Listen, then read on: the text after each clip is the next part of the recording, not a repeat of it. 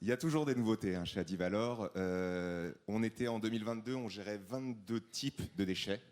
En 2023, on va gérer 25. Donc 25 types de déchets, des plastiques et emballages d'agrofourniture. Et la grosse nouveauté 2023, et je pense qu'il y en a beaucoup dans la salle qui sont au courant, c'est qu'on va intégrer le domaine de la nutrition animale. Tous les emballages de la nutrition animale, donc ce qui va rajouter pas mal de choses et pas mal de nouveaux déchets à gérer. Donc ça, nouveauté, un nouveau flux, un nouveau type de déchets. Alors en termes de performance, vous affichez sur vos sites régulièrement au salon des niveaux de performance élevés. Est-ce qu'on peut essayer d'améliorer? Est-ce que c'est déjà difficile de le maintenir quand on a un niveau de performance que vous annoncez très élevé? Alors effectivement, on a un niveau de performance très élevé, puisqu'on est à un taux de collecte de 78% au global. Et si on prend les emballages vides de produits phyto, on est à 89%, largement au-delà des 75%. On est champion du monde, on peut le dire, donc on peut en être fier. Mais il faut continuer à améliorer cette performance, et notamment, nous, on arrive à recycler plus de 90% de ce qu'on collecte, ce qui est vraiment très bien, mais ce qui est aussi lié à la qualité des déchets et au travail préparatoire qui est fait et l'investissement de tous. Donc on voit finalement, c'est grâce à la qualité des déchets collectés qu'on peut les recycler en si grande quantité, donc c'est à garder, c'est-à-dire que c'est quelque chose qui n'est jamais acquis, il faut rester vigilant sur la qualité des déchets. Il faut rester extrêmement vigilant à la qualité. Quand on parle de qualité des déchets, c'est à la fois les filets balles rondes, la paille qu'il y a dedans, en avoir un minimum, mais quand on parle emballage des produits phyto, c'est vraiment le respect de cette procédure, on dit la règle d'or, ouvrir, rincer, égoutter.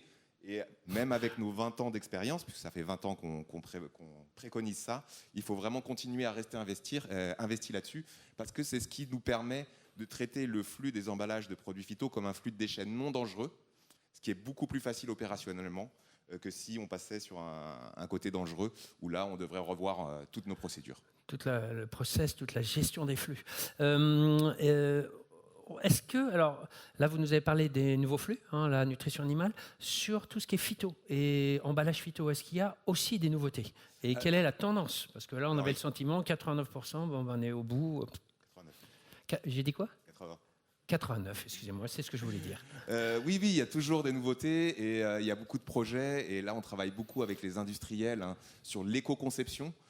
Ça, c'est vraiment un point important, essayer de rendre les emballages de plus en plus recyclables. Et il y a notamment un grand projet qui est lancé avec CropLife sur l'idée de faire une boucle fermée, refaire des bidons phyto avec des bidons phyto. C'est l'avenir et c'est ce qu'on fera demain et c'est ce qu'on essaye de travailler pour demain. Donc, emballage éco-conçu. Exactement. Dans une logique circulaire. Pourquoi on vient vous voir cet après-midi? Vous serez seul Déjà pour nous rencontrer. Alors je ne serai pas tout seul, on sera 4 d'Adivalor. Donc venez nous rencontrer. Et puis vous pourrez toucher vraiment du doigt le recyclage, la matière. On a une petite animation qui est prévue autour de ça. Donc venez nous rencontrer et échanger avec nous sur les défis de demain. Sur le plastique, c'est comme sur les phytos, il y a plein de nouveautés réglementaires qu'il faudra qu'on affronte ensemble. La force d'Adivalor, ça a toujours été son collectif, l'investissement de tous. Et donc, venez continuer à échanger avec nous.